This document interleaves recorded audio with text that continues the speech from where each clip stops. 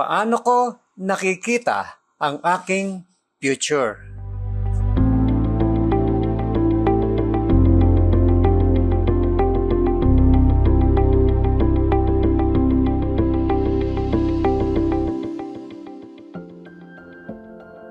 Kamusta po kayo? Pastor Arnold po. Kapag tinitignan mo ang future mo nang may takot imbis na may pananampalataya, hindi mo makikita ang buong potential na binibigay sa iyo ng Diyos. Kapag tinitingnan mo na may takot ang buhay mo, malaki ang chance na ibabaon mo lang ang mga talento mo. Nang pinapunta ni Moses ang 12 spiya para silipin ang Promised Land, 10 sa kanila ang bumalik na nagsasabing, "We can't attack those people. They are stronger than we are." Numbers chapter 13 verse 31 ng New International Version. Kahit malinaw na nangako ang Diyos na sasama siya sa kanila, mas pinili pa rin nilang matakot kaysa magtiwala. Sina Joshua at Caleb lang ang naniwala sa pangako ng Diyos na kaya nilang angkinin ang lupain. Ang mga taong laging nagsasabing, "Hindi ko kaya." At ang mga taong laging nagsasabing, "Kaya ko." Pareho silang tama. Bakit? Dahil ang takot ay gumagawa ng self-fulfilling prophecy. Nangyari ito kay Job nang sabihin niya, "What I feared has come upon me. What I dreaded has happened to me." Mula po yan sa Job chapter 3 verse 25. Kapag takot ang basihan ng vision mo, malilimitahan ka buong buhay mo. Marami kang mamimiss na opportunities. Masasayang ang talento na binigay sa iyo ng Diyos. At ikaw mismo ang magse-set up ng mga predictions na talo ka agad. Yung 10 spiya na takot ang pananaw, nakita nila ang sarili nila na kulang at maliit.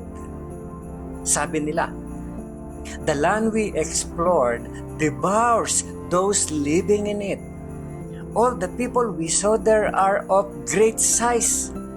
We seem like grasshoppers in our own ways, and we look the same to them." Mula naman po yan sa Numbers chapter 13 verse 32 hanggang 33. Totoo naman, may mga higante talaga sa Promised Land. Pero dahil sa takot, nakita nila ang sarili nila na parang tipaklong na madaling durugin. Nakakasira ng self-image yun. At hindi lang confidence nila ang naapektuhan, na ipasa nila ang takot nila sa iba. Yan ang problema sa fear-based na vision. Kung paano mo nakikita ang sarili mo, naaapektuhan pati ang mga tao sa paligid mo. How you view yourself and your life affects others. Kung tinignan lang sana ng mga espiya ang Promised Land nang may pananampalataya, makikita nila ang nakita nina Joshua at Caleb. Isang lupain na sagana at pinagpala. Kahit yung mga higante nakita nina Joshua at Caleb mula sa pananaw ng Diyos. Sabi nila, "We should go up and take possessions of the land, for we can certainly do it." Numbers 13 verse 30 naman.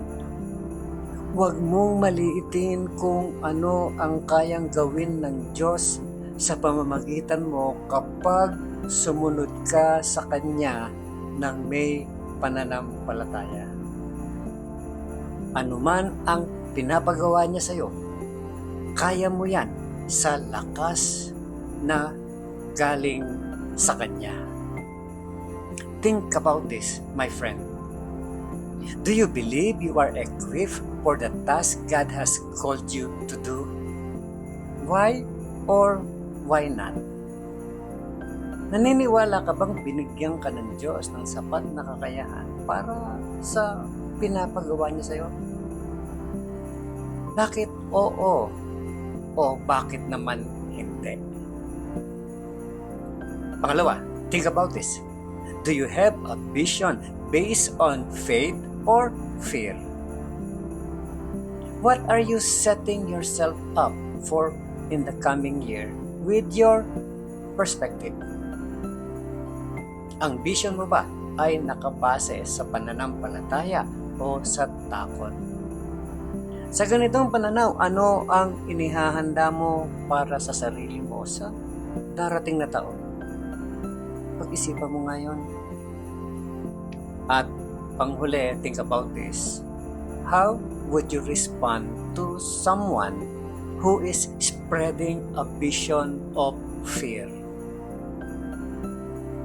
Paano ka tutugon sa isang taong nagpapakalat ng vision na puno naman ng takot? Muli po, ito si Pastor Arnold Adriano. At ang encouragement na ito ay hatid sa inyo ng Malabon Community Church. Have a great day, my friend. At sa araw na ito, piliin nating magtiwala sa Diyos na may hawak ng lahat.